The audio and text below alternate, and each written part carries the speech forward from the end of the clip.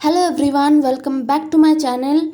Love contract का next episode लेकर आई हूँ। प्लीज़ चैनल को सब्सक्राइब करना, लाइक करना और कमेंट करके बताना ये एफएफ कैसा लग रहा है। पिछले एपिसोड में विंग का एक अच्छा दिन गुजरा था। विंग और निये हुएसांग एक साथ पूरा दिन मस्ती मजाक में ही बिता देते हैं। विंग जहाँ निये हुएसांग को पाकर अपना दुख भूल चुका था, उसके दिल में जो थोड़ा सा घुटन सा उसे महसूस हो रहा था अपने फादर, अपनी फैमिली, मतलब नाम के लिए जो फैमिली है उसका, उन्हें देखकर विंग का मूड बहुत ख़राब हो गया था। मतलब पुराने ऐसे बहुत सारी चीज़ें हैं जो वांगजी को नहीं पता है, बट विंग को वो सब पता है ना। शायद यही वजह है अपने फादर के मुंह से अपने लिए वो प्यार भरे शब्द सुनकर उसका दुख बहुत ज़्यादा बढ़ गया था। हालांकि विंग को पता है उसका फादर बस दिखावा करने के लिए ही उससे अच्छे से बात कर रहे थे, बट फिर भी वो काफ़ी था विंग के पुराने जख्मों को कुरेदने के लिए। विंग खुद को संभाल चुका था, लेकिन कहीं ना कहीं दिल के कोने में वो दुखी था। वांगजी इस बात को समझ गया और उसने ही निये हुएसांग को यहाँ पर बुलाया। वांगजी का डिसीजन एकदम सही था, उसने सही काम किया। ये सोचते हुए वांगजी विंग की तरफ देख रहा था। विंग जो शांति से सो रहा था वांगजी के बाहों में, तभी वांगजी का फ़ोन बज उठा। वांगजी ने अपने फ़ोन के स्क्रीन को देखा और कॉल पिक किया। कॉल पर वेंचिंग थी। वेंचिंग के कॉल को देखकर वांगजी जिसने विंग की तरफ देखा और कॉल को पिक किया। वांगजी को पता है विंग कितने गहरे नींद में सोता है, वो नहीं जागेगा। वांगजी यहाँ पर अगर वेंचिंग से बात भी करेगा तब भी विंग नहीं जगेगा। इसलिए वांगजी आराम से विंग को अपने बाहों में लेकर वेंचिंग का कॉल रिसीव करता है। दूसरी तरफ से वेंचिंग जो बहुत ज़्यादा चिरी हुई थी, कॉल पिक करते ही दूसरी तरफ से वेंचिंग का एक चिरा हुआ चिल्लाने का आवाज़ वांगजी के कान में आया, जिसे वांगजी ने ज़्यादा सीरियसली नहीं लिया। वेंचिंग चिल्लाते हुए कहती है, लान वांगजी, तुम मुझे समझते क्या हो? क्या तुम मुझे अपना पर्सनल नौकर समझते हो? हाँ, तुम्हारे लिए क्या मैं पूरा दिन फ्री बैठा रहूं? तुम अपने आप को समझते क्या हो? मेरे पास कोई काम नहीं है ना? तुमसे ज़्यादा मेरे पास काम होते हैं, कितना सारा रिसर्च करना पड़ता है और ज़्यादातर तुम्हें लेकर। तो तुम्हें थोड़ा सीरियस होना चाहिए, है ना?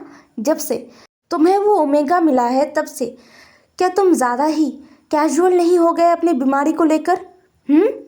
मैंने तुम्हें कहा था कि उस ओमेगा को लेकर मेरे पास आओ, मुझे उसके कुछ टेस्ट करने होंगे, लेकिन तुम मेरी बातों को इग्नोर कर रहे हो। तुमने खुद कल कहा था कि तुम आज आओगे, बट तुम नहीं आए। मैं पूरा दिन तुम्हारा इंतज़ार करता रहा। क्या मेरे पास कोई काम नहीं है? इतना बोलकर वेंचिंग ज़ोर ज़ोर से ब्रीथ लेने लगी। उसे बहुत गुस्सा आ रहा था। वो अपने गुस्से पर कंट्रोल नहीं कर पा रहा था। सीरियसली वो आज सुबह से वांगजी का इंतज़ार कर रहा था। वेंचिंग जब बोलना ख़त्म करती है तब वांगजी बोलना स्टार्ट करता है। वो एक मजाकिया टोन में कहता है, वेंचिंग, तुम बच्ची नहीं हो। तुम्हें इतना तो पता ही होगा कि एक मैरिड अल्फ़ा को इतनी रात गए कॉल नहीं करना चाहिए। आई नो तुम भी अल्फ़ा हो, बट तुम फीमेल हो। सोचो ज़रा, अगर मेरी ओमेगा को कुछ गलत लगा तो, अगर उसने मुझ पर शक किया तो। बस वांगजी का ये कहना था। वेंचिंग वांगजी को सच में बहुत बुरी तरीके से, बहुत अलग अलग तरीके से, अलग अलग लैंग्वेज में गाली देना शुरू कर देती है। वेंचिंग जो चिल्लाते हुए कहती है, बेकार इंसान हो तुम, बहुत ज़्यादा। एक तो मेरा टाइम तुमने बर्बाद किया, ऊपर से ऐसे बकवास कर रहे हो, हाँ? वांगजी धीरे से हंसता है। उसे मज़ा आता है वेंचिंग को चिढ़ाने में, वेंचिंग को गुस्सा दिलाने में।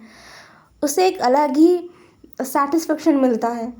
खैर, वांगजी की हंसी को सुनकर वेंचिंग और भी ज़्यादा चिढ़ गई। वेंचिंग अपने आप को शांत करते हुए कहती है, देखो लान वांगजी, कल तुम अपने ओमेगा के साथ आओगे। वांगजी ने बेफिक्री में कहा, बिल्कुल नहीं, कल मेरा मीटिंग है और वीन का भी कॉलेज है, तो हम नहीं आ सकते। वेंचिंग अपना दांत पीसते हुए बोलती है, अगर तुम कल नहीं आए तो मैं कल शाम तक तुम्हारे घर पहुंच जाऊंगा, वो भी पूरा लैब उठा कर लेकर जाऊंगी। वांगजी एक गहरा सा ब्रीथ लेता है और कहता है, ठीक है, हम कल पहुंच जाएंगे, लेकिन हम शाम को जाएंगे। वेंचिंग ने कोई जवाब नहीं दिया, उसने तुरंत कॉल कट कर दिया। वांगजी को पता है अगर वो नहीं जाएगा तो वेंचिंग ऐसा कुछ कर सकती है, इसलिए वांगजी राज़ी हो गया। वरना आजकल वो अपनी बीमारी को बहुत ही कैजुअली लेने लगा है, क्योंकि उसे लगता है कि वीन के सिवा उसे किसी और को छूने का ज़रूरत है ही नहीं। विंग उसके लिए काफ़ी है। और ऐसा भी नहीं है कि विंग के आने के बाद ही वांग जी अपनी बीमारी को एकदम केयरलेस तरीके से ले रहा है। इससे पहले भी वांग जी लेता था, तब वांग जी को लगता था कि कोई ज़रूरत नहीं है किसी को छूने का, लेकिन अब जब विंग है तो बस विंग ही काफ़ी है वांग जी के लिए। लेकिन वेंचिंग वो शांत नहीं बैठती।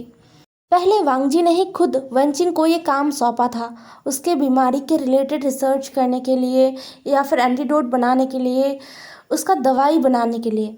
और साथ ही में वो लैब जहाँ पर वेंचिंग काम करती है, ऑब्वियसली वो उसका पूरा खर्चा वांग जी अभी भी उठाता है, और उस लैब को वांग जी ने वेंचिंग के लिए स्पेशली बनाया भी था। बट धीरे धीरे वांग जी के अंदर से ही वो जो इच्छा है ना कि वो ठीक होगा, वो सबको छू पाएगा, ये कहीं गुम सा हो गया था। और धीरे धीरे उसने खुद ही इस बीमारी के आगे हार मान लिया था और इसे लेकर जीना सीख लिया था। बट वेंचिंग उसने कभी भी हाल नहीं छोड़ा था। वेंचिंग शुरुआत से जितनी मेहनत करती आई है, आज भी वो उतनी ही मेहनत करती है। फ़र्क इतना है कि वांग जी अब इन सारी चीज़ों में उतना इंटरेस्ट नहीं दिखाता। खैर, वांग जी अपने सोच को रोकते हुए विंग को हग करते हुए सो गया था। नेक्स्ट मॉर्निंग उनका रूटीन सेम था। विंग और वांग जी उठे, फ्रेश हुए, ब्रेकफास्ट किया एक साथ। वांग जी खुद आज भी विंग को कॉलेज ड्रॉप करता है और ऑफिस जाता है। साथ में वो विंग से ये भी कहता है कि आज वो विंग को लेकर एक खास जगह पर जाने वाला है, जिसे सुनकर विंग पहले तो वांग जी को घूरता है, क्योंकि उसे याद है पिछली बार वांग जी उसे उस पार्टी में लेकर गया था और उसके बाद अपने फैमिली से मिलकर उसका मूड बहुत बुरी तरीके से ख़राब हो गया था। इसलिए वांग जी को घूर रहा था विंग।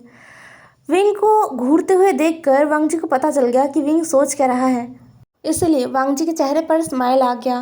वांग जी ने विंग के सर को सहलाते हुए बोला, डोंट वरी, हम एक खास जगह पर जा रहे हैं और इस बार तुम्हें मेरे बारे में और भी अच्छे से जानने को मिलेगा।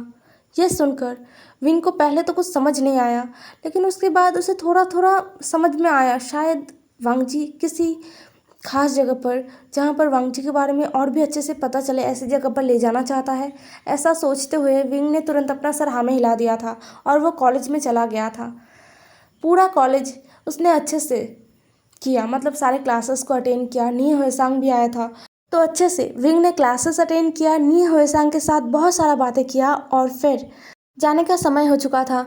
नी हुएसांग जो अपने घर के लिए निकल चुका था और विंग जिसे वांग जी खुद लेने आया था, जिसे देखकर विंग खुश हो गया था। वांग जी के साथ कार में बैठते ही विंग ने पूछा, कहीं इस बार फिर मुझे किसी स्टोर में जाके तैयार तो नहीं होना पड़ेगा ना? वांग जी ने स्माइल किया और अपना सर ना में हिला दिया। वो खुद ड्राइव कर रहा था, हालांकि उसके आगे पीछे बॉडीगार्ड्स के कार थे, बट उसके कार में कोई ड्राइवर नहीं था, वो खुद ड्राइव कर रहा था। विंग ड्राइविंग सीट के पास ही बैठा हुआ था। पूरा रास्ता ही वांग जी और विंग थोड़ा थोड़ा बात करते हुए आए। ज़्यादा देर नहीं लगा, मतलब आधे घंटे में वो पहुंच गए थे उन्हें जहां जाना था। इस बीच वांग जी ने पूछा विंग से कि उसका दिन कैसा गया। वांग जी ने खुद भी बताया कि उसका दिन कैसा गया विंग को। इन्हीं सब बातों में वो लोग पहुंच गए थे। विंग ने बाहर नजरें गिराते हुए देखा अच्छे तरीके से। एक बहुत सुंदर सा बिल्डिंग था जिसके आसपास बहुत सारे गार्ड्स थे। ये गार्ड्स वांग जी के थे। हालांकि विंग इनको पहचानता नहीं है, लेकिन इनका ड्रेसअप देखकर विंग को पता चल गया कि ये वांग जी का ही है। विंग को पहले पहले सब एक ही लगता था, बट जैसे उसने अंकल के साथ, मतलब लान कुरान के साथ उनके गार्ड्स को देखा, लान शिचान के साथ उनके गार्ड्स को देखा, तो उसे समझ आया कि सबके ड्रेसिंग सेंस अलग है। हालांकि वो मतलब ब्लैक फॉर्मल में रहते हैं, बट फिर भी अलग तरीके से, जिसे देखकर समझ आएगा कि ये अलग अलग लोगों के गार्ड्स हैं। वांग जी विंग को लेकर सीधा बिल्डिंग के अंदर चला गया था और बिल्डिंग के पार्किंग में कार को पार्क करके वो खुद पहले बाहर आया। फिर उसने विंग के साइड का डोर अनलॉक किया और विंग को बाहर निकाला। विंग ने तुरंत वांग जी का हाथ पकड़ लिया था। वो थोड़ा नर्वस फील कर रहा था। वांग जी ने विंग के हाथ को सहलाया और बोला, डोंट वरी। ये कहते हुए वांग जी विंग को लेकर अंदर चला गया। बिल्डिंग के अंदर जाते ही वांग जी सीधा पर्सनल लिफ्ट की तरफ चला गया। जो लोग वांग जी को वहाँ पर देख रहे थे ना, सभी अपना सर झुकाकर बो कर रहे थे। विंग ने आसपास देखा, सभी के चेहरे को देखकर और उनके पहनावे को देखकर विंग को पता चल गया कि ये सब डॉक्टर्स हैं। विंग ने अपनी आंखों को सिकोड़ लिया और अपने मन ही मन सवाल किया खुद से, क्या ये हॉस्पिटल है? बट वांग जी उसे हॉस्पिटल क्यों लाएगा? क्या ये वांगजी का हॉस्पिटल है? इन्हीं सवालों के बीच वांगजी और विंग चले गए थे लिफ्ट के अंदर, और लिफ्ट का एकदम टॉप फ्लोर का बटन वांगजी ने दबा दिया था। कुछ देर बाद लिफ्ट खुला और वांगजी और विंग बाहर आए। विंग बाहर का नज़ारा देखकर हैरान हो गया। बाहर एक बहुत बड़ा लैब था। लिफ्ट से बाहर आते ही विंग का आंखें एकदम धुंधला सा गया। इतना बड़ा लैब, हर एक जगह कांच से दीवार बना हुआ है, हर एक चीज़ का अलग से केबिन बना हुआ है और नाम भी लिखा हुआ है, जिसे देखकर विंग एक अलग ही दुनिया में खो गया था। उसके कॉलेज का लैब, लैन कॉरपोरेशन का जो कॉलेज है, लैन हॉस्पिटल, वो भी इतना बड़ा नहीं है जितना बड़ा लैब वो अभी अपने आंखों के सामने देख रहा है। यहाँ पर सब कुछ कितना हाईटेक है, विंग देखकर ही समझ पा रहा था। वांगजी विंग को देखकर ही समझ गया कि विंग कितना ज़्यादा एक्साइटेड है, और विंग अपने फेस को बार बार इधर उधर घुमा रहा था और हर एक चीज़ को देख रहा था। साथ में उस लैब में जितने लोग काम कर रहे थे ना, उन सभी का नज़र भी विंग और वांगजी पर पड़ा। वो सभी तुरंत अपना सारा काम रोक देते हैं और वांगजी को बो करने के लिए आगे आते हैं। विंग, वहाँ पर बहुत सारे लोग हैं ना, तो सबको तो विंग पहचान नहीं पाता, लेकिन 3-4 लोग ऐसे थे जिन्हें देखकर विंग वहीं पर रुक गया था। उसका चेहरा एकदम हैरानी से खुला का खुला रह गया था। विंग को अपने आंखों पर भरोसा नहीं हो रहा था कि वो अपने आंखों के सामने क्या देख रहा है। जो लोग उसके सामने खड़े हैं उन्हें विंग ने आज तक किताबों में और बड़े बड़े पर्दों में देखा है। उसके अलग अलग प्रोफेसर के मुंह से इन डॉक्टर्स के बारे में उसने कितना तारीफ सुना है उसको खुद नहीं पता, और विंग खुद भी मानता है। इनके केसेस को विंग ने देखा है, एनालाइज किया है।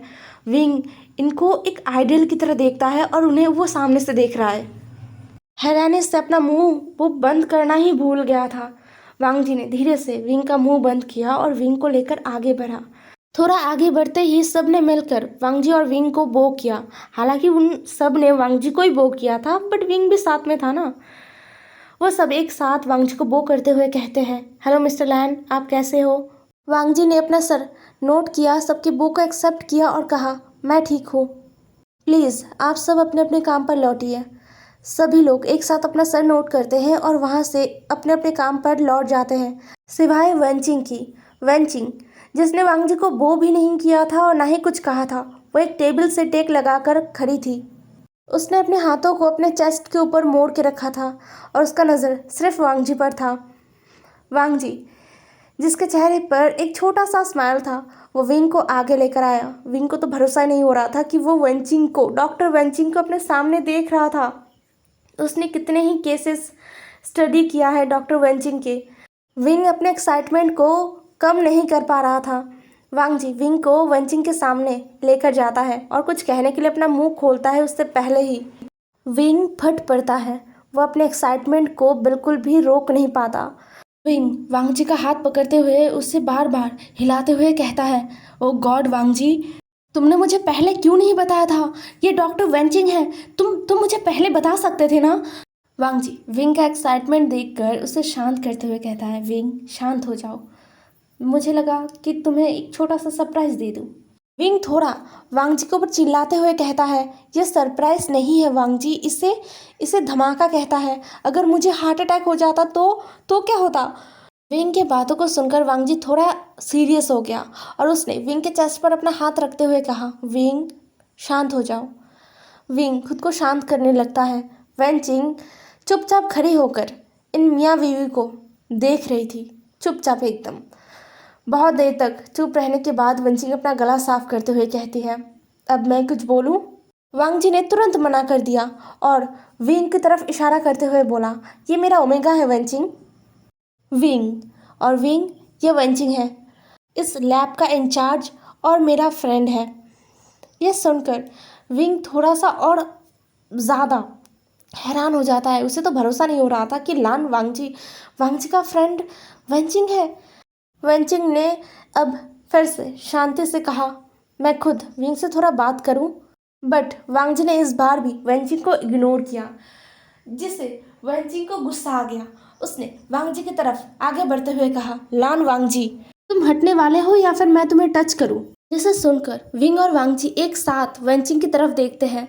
वेंचिंग जिसका एक्सप्रेशन बहुत ही शांत था और उसके बातों में सीरियसनेस भी था। वांगजी को पता है ये लड़की कुछ भी कर सकती है, मतलब इसके अंदर बिल्कुल भी दया नहीं है, वो वांगजी को सच में टच कर सकती है। हालांकि विंग है उसके साथ, बट फिर भी वांगजी थोड़ा सा दूर होकर खड़ा हो गया विंग से। अब वेंचिंग विंग के सामने आते हुए विंग को अच्छे से देखती है। विंग बहुत ही छोटा है। वांगजी और वेंचिंग सेम ईयर के हैं, मतलब वेंचिंग भी अपने 30s में है और विंग अपने 20s में। तो अभी वेंचिंग के सामने तो विंग एक बच्चा ही है, इसीलिए वेंचिंग शांति से विंग को पहले देखता है और फिर विंग से पूछता है, तो विंग तुम्हारा पढ़ाई कैसे चल रहा है? मैंने सुना तुम हार्ट स्पेशलिस्ट बनना चाहते हो। विंग वेंचिंग की बातों को सुनकर थोड़ा नर्वस हो गया। वेंचिंग जो कह रही है वो सच है, लेकिन विंग जिसे अपना आइडल मानते हुए आ रहा था अचानक से उसके सामने आ गया और उससे ऐसे सवाल कर रहा है, तो विंग नर्वस होगा ही ना। बट फिर भी उसने खुद को संभाला और अपना सर पोलाइटली हाँ में हिला दिया। वेंचिंग ने अपना सर हिलाया और पूछा, गुड, कीप इट अप, मुझे पता है तुम कर सकते हो। मैंने तुम्हारे बारे में थोड़ा जानकारी निकाला है, तुम बहुत टैलेंटेड हो विंग। वेंचिंग के मुंह से तारीफ सुनकर विंग शर्मा गया है। विंग को शर्माते हुए देखकर वांगजी जल उठा था। उसने अपने मन में सोचा, इसमें शर्माने वाली क्या बात है, वेंचिंग ने ऐसा क्या कह दिया, वो तो नॉर्मली बात कर रहा है। बट वेंचिंग ने वांगजी का फेशियल एक्सप्रेशन पकड़ लिया और उसके चेहरे पर एक बहुत ही धूर्त स्माइल आ गया, जैसे कि उसे कुछ मिला है मज़ा करने के लिए। वांगजी को थोड़ा और जलाते हुए वेंचिंग ने अपना हाथ विंग की तरफ आगे बढ़ा दिया। विंग जो बहुत एक्साइटेड हो गया था, उसने तुरंत वेंचिंग का हाथ पकड़ लिया और उन्होंने हैंडशेक किया। विंग ने अपने दोनों हाथों से वेंचिंग का हाथ पकड़ के रखा था। वेंचिंग जो विंग के हाथ को बहुत ही प्यार से अपने दूसरे हाथ से पकड़ता है और सहलाते हुए कहता है, अगर कुछ भी हेल्प चाहिए हो तो मुझे ज़रूर बताना विंग, मैं तुम्हारे लिए हमेशा हाजिर रहूँगा। वांगजी तुरंत आगे आया और उन दोनों के हाथ को अलग कर दिया और वेंचिंग की तरफ गुस्से से देखते हुए बोला, क्यों, मैं नहीं हूँ क्या? मैं मर गया हूँ जो मेरे ओमेगा के लिए तुम खड़े रहोगे? मैं काफ़ी हूँ अपने ओमेगा के लिए। वांगजी का रिएक्शन देखकर विंग को कुछ समझ नहीं आया। वो हैरानी से वांगजी का मुंह ताक रहा था। यहाँ पर क्या हो रहा है उसे समझ नहीं आया। लेकिन वेंचिंग वो अपने हंसी को कंट्रोल नहीं कर पाया। वो लिटरली हंस पड़ा। वो हंसते हंसते अपने चेयर पर जाके बैठती है और कहती है, ओ गॉड वांगजी, तुम इतना जेलस क्यों हो? मैं तुम्हारे ओमेगा को खा नहीं जाऊंगी, और वैसे भी मेरे पास और भी काम है। मुझे कोई शौक नहीं है एक मार्क्ड ओमेगा पर लाइन मारने का। वांगजी वेंचिंग के टोन को समझ गया था। वेंचिंग वांगजी को चिढ़ा रही थी, ये उसे अच्छी तरीके से पता चल गया। तो अब वांगजी ने एक अजीब सा ही एक्सप्रेशन के साथ वेंचिंग को देखा और थोड़ा सा मजाकिया टोन में कहा, क्या पता तुम जैसे सिंगल अल्फाज के लिए कुछ भी नामुमकिन नहीं है, और वैसे भी मेरा ओमेगा हद से ज़्यादा खूबसूरत है। क्या पता तुम उसे देखकर खुद को संभाल ना पाओ, इसीलिए पहले से ही मैं अपने ओमेगा को प्रोटेक्ट कर रहा हूँ। यह सुनकर विंग जितना हैरान हुआ था उससे ज़्यादा वेंचिंग हंस रही थी। वो मतलब इतने ज़ोर ज़ोर से हंस रही थी कि सबका नज़र वेंचिंग पर था। खैर वेंचिंग खुद को शांत करती है और विंग की तरफ देखती है। विंग का चेहरा देखकर ही उसे पता चल गया कि विंग को कुछ समझ नहीं आया। अब वेंचिंग विंग को वांगजी को दिखाते हुए कहती है, अरे विंग, तुम्हारा अल्फा बहुत ज़्यादा जेलस है, वो तुम्हें लेकर हद से ज़्यादा पॉसेसिव है। वेंचिंग के मुंह से ये सब सुनकर विंग का चेहरा लाल हो गया था और वांगजी उसे कोई फ़र्क नहीं पड़ा। वो तो मतलब सीना ठोक कर ये कह सकता है कि हाँ वो पॉसेसिव है। फिर वेंचिंग और विंग के बीच थोड़ा और भी बातचीत हुआ और वेंचिंग एक फीमेल ओमेगा को बुलाते हुए विंग को उसके साथ भेज दिया। विंग का कुछ टेस्ट करना है। विंग भी राज़ी हो गया। वो भी चाहता है कि वांगजी ठीक हो जाए। अगर उसके थ्रू वांगजी ठीक होगा तो इससे अच्छा और क्या ही हो सकता है, इसलिए वो तुरंत ही राज़ी हो गया था। बट वांगजी कहाँ राज़ी होने वाला था, वो बिल्कुल भी राज़ी नहीं था। वो कोई भी टेस्ट विंग का नहीं कराना चाहता था, लेकिन विंग के आगे वांगजी का कहाँ चलता है। विंग वांगजी को चुप कराकर चला गया था उस फीमेल ओमेगा के साथ। वो ओमेगा अच्छी तरीके से विंग का टेस्ट करते हैं और फिर टेस्ट रिपोर्ट आने का इंतज़ार, और कुछ नहीं। टेस्ट रिपोर्ट 2 दिनों में तैयार हो जाएगा। ये कोई नॉर्मल टेस्ट नहीं है, इसलिए थोड़ा समय लगेगा। सारे टेस्ट कंप्लीट करने के बाद विंग और वांग जी वेंचिंग से अलविदा कह के अपने घर की तरफ आ गए थे। विंग आज बहुत खुश था। एक तो उसके दिल में थोड़ा सा ये सोचकर खुशी मिल रहा था कि वो कहीं ना कहीं वांग जी को ठीक कर पाएगा शायद। वो वांग जी के ठीक होने का वजह सच में बनना चाहता है। वो वांग जी को प्यार करता है और अपने प्यार को ठीक करना कौन नहीं चाहता, एक नॉर्मल लाइफ देना कौन नहीं चाहता। वांग जी दिखाता है कि उसे इस लाइफ से कोई प्रॉब्लम नहीं है, बट ऐसा है नहीं जो विंग समझता है। इसलिए विंग खुश हो रहा था और वो प्रे कर रहा था कि किसी भी तरीके से वांग जी ठीक हो जाए, चाहे उसके लिए विंग को कुछ भी करना क्यों ना पड़े। और दूसरा खुशी, वो आज वेंचिंग से मिला है। वो कल नी होइसांग को ज़रूर बताएगा। विंग को ऐसे बच्चों की तरह एक्साइटेड होते हुए देखकर वांग जी अपने मन में सोचता है, क्या सच में विंग बस उसे ठीक करने के लिए इतना एक्साइटेड है? क्या विंग के लिए सच में वो इतना इम्पोर्टेंट हो गया है? हे एवरीवन, आज का एपिसोड यहीं पर ख़त्म होता है। नेक्स्ट एपिसोड में मिलते हैं। ज़रूर बताना आज का एपिसोड कैसा लगा। Bye bye.